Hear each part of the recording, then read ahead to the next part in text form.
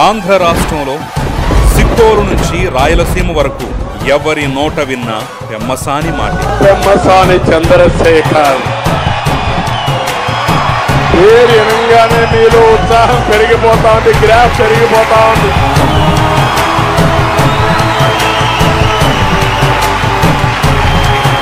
ఎవరి పెమ్మసాని అంటే దమ్ముంటే రా నాపై పోటీ చెయ్యి అని జగనుకే సవాలు విసిరేంత దమ్మున్నోడు.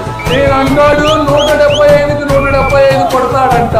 సరే మనగాడు కదా, రా గుంటూరులో పోటీ చేయి. ఎందుకు ఒకడో ఇతర నలుగురిని మార్చావు కదా, నాలుగో వాడు కూడా నేను వెళ్ళిపోతాను అంటున్నాడు కదా, నీకు క్యాండిడేట్ లేడు కదా, రా నువ్వే పోటీ చేయి. నేను సిద్ధం. నా రూపాయి నిజాయితీగా సంపాదించింది, అందుకే దానికి పవర్ ఎక్కువ బ్రదర్ అంటూ ప్రత్యర్థుల అవినీతిని నిగ్గు తేల్చినోడు.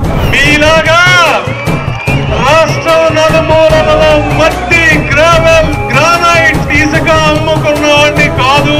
నా డబ్బుకుంటే పవర్ నీ డబ్బుకుండదు బ్రదర్. ఇది నీతి నిజాయితీతో సంపాదించిన డబ్బు.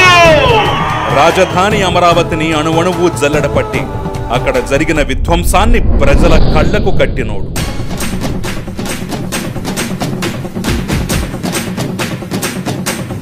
విద్యా కుసుమాలు వికసించాల్సిన జిల్లాలో గంజాయి మొక్కలు పెంచుతున్నారేంటయ్యా, పీకి పారేస్తా అంటూ హెచ్చరించినోడు. మాకు అధికారం వచ్చిన 3 నెలల్లో గంజాయి అమ్మే వాళ్ళ చేత గుంజీలు తీపిస్తాము జైల్లో అని చెప్తా ఉన్నాను నేను. పేదల భవిష్యత్తుకు ప్రణాళికలు రూపొందించి వారి ఉజ్వల భవితకు నాంది పలికినోడు. రోడ్ల గతిని మార్చి ప్రగతి వైపు నడిపించేందుకు, మురికి వాడల్ని అద్దంలా తీర్చిదిద్దేందుకు నడుం కట్టినోడు. అందుకే రాష్ట్రం అవ్వాతాతల నోట పెమ్మసానికే మా ఓటు, అన్నదమ్ముల మాట పెమ్మసానికే మా ఓటు, విద్యార్థుల మాట పెమ్మసానికే మా ఓటు, పేద బడుగు బలహీన వర్గాల మాట పెమ్మసానికే మా ఓటు. 1,00,000 ఓట్ల మెజార్టీతో చంద్రశేఖర్ గెలుస్తాడు. చంద్రశేఖర్ గారే గెలుస్తాడు. మెజార్టీ అనేది ఎంత మెజార్టీ వచ్చే సమస్య కానీ గెలుపుతాడు. ఒకసారి చంద్రశేఖర్ వచ్చింది 1,00,000 మెజార్టీతో ఫుల్ మెజార్టీతో గెలుస్తాడు. మహానుభావుడు మంచివాడు. తెలుగుదేశంలో మొదట గెలిచేది చంద్రశేఖర్. రాజధాని అమరావతి, ఆ